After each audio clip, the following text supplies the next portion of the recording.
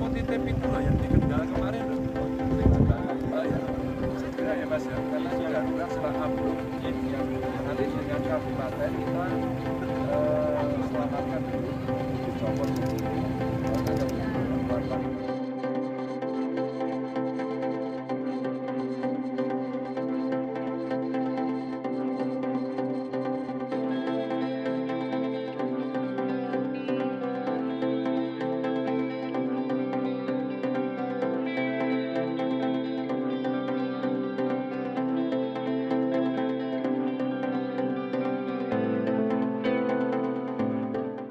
Aku ya dikei sanksi. Tanggapannya sedikit seperti apa? Apa itu menjadi peringatan kan, jadi solid lah partai ya dalam satu rampak kekompakan. Baik juga sih saling mengingatkan gitu ya.